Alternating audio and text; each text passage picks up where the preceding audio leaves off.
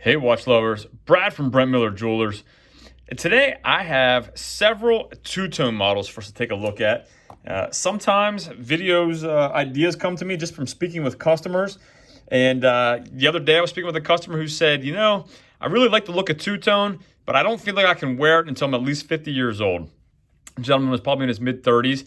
And it got me thinking, how many folks own two-tone and or would want to wear two-tone under the age of 50? So I'll share with you, I am 40 years old and I would absolutely wear two-tone. I do not own anything currently in my collection as I think about it now. But absolutely, I don't know, maybe it's the older I get that I like two-tone, but I pulled out several models that I really like aesthetically. I think I've reviewed all of them individually previously, and we'll link all of the individual reviews in the description with case dimensions and all that fun stuff. But really just wanted to put these side by side today and ask you, do you have a preference of the 5 that I pulled out? Why? And do you own two-tone, and would you wear two-tone? So if you haven't noticed, on the left here, I have the Tudor S&G GMT quote-unquote root beer model, released within the last year on a aged brown strap. I will give you pricing on all of these because I think that is part of the conversation when it comes to gold as well and two-tone. Most of these are between $4,500 and $6,500 with the exception of this Omega here in the bronze gold case. So it's a full solid case, not just a bezel or a crown. So this model retails at $12,100. So nearly or definitely double some of these models. So I'll throw them all on wrist, but I'll go over them all quick again. This is the Seamaster 300 Heritage in the gold bronze case on a brown leather strap, black dial. And I will grab, let's see here, I have the Breitling Superocean Heritage.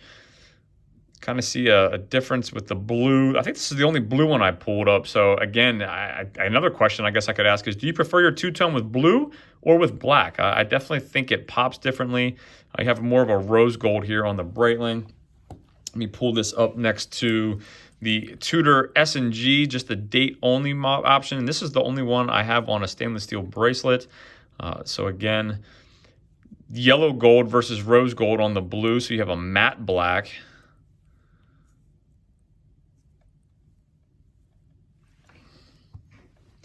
And the bellandross, I think, is very intriguing in that it has, the dial is not black to my eye. Very difficult to kind of pick up in this light, but it's more of a bronze, which I think absolutely, it's a very warm, dare I call it chocolate. It's a little after lunchtime here when I'm filming this, so maybe I'm just hungry, but I really like the look of it. I also like the color matched date wheel. If you compare that to the Tudor here, probably easier to read against the white background, but I think it definitely is framed a little bit nicer on this bellandross. It kind of just fits into that dial a little bit more. And I think I already had the S&G. So again, really just trying to put these side by side. I'll give you a quick wrist shot of each, a lume shot of each. While I have them, I mean, we have bezels. Well, might as well see what they sound like. So again, GMT bezel here. Not much noise. Bidirectional being a GMT makes sense.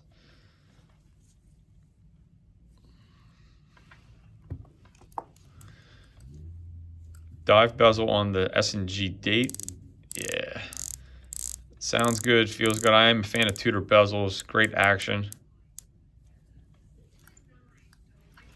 Take a listen to the Omega bezel.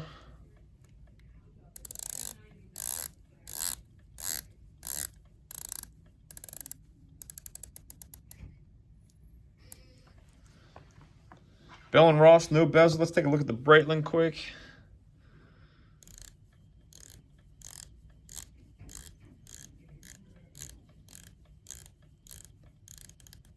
Sounds good.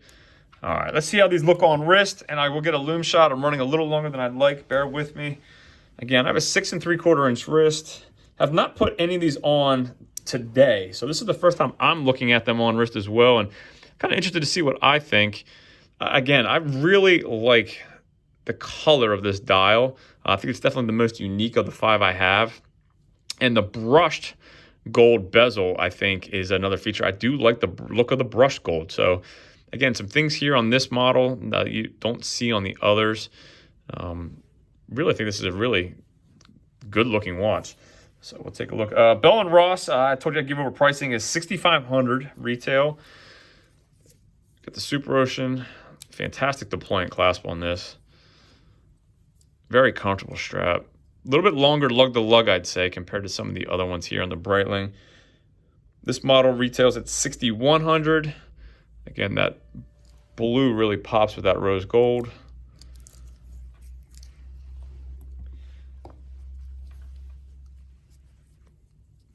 S&G GMT on the brown leather.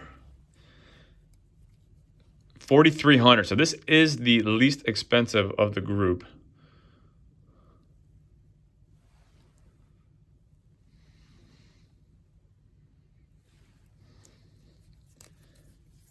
We'll go to the Tudor S&G on the bracelet.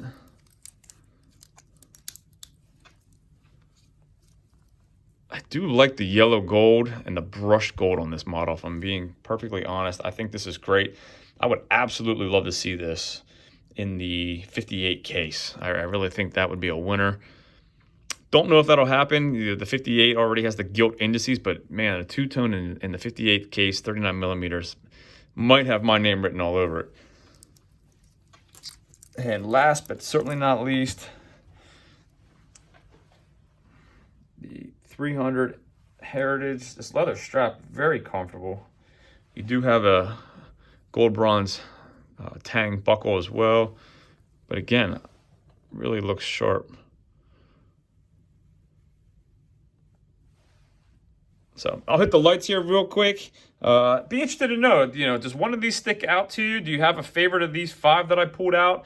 And if so, which one? And do you own a two-tone? And if not, would you own a two-tone? Especially if you're under the age of 50, as the customer said.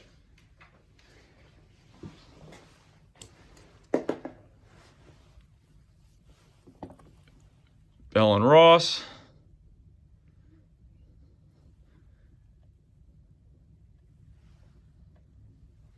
That's the Breitling Superocean.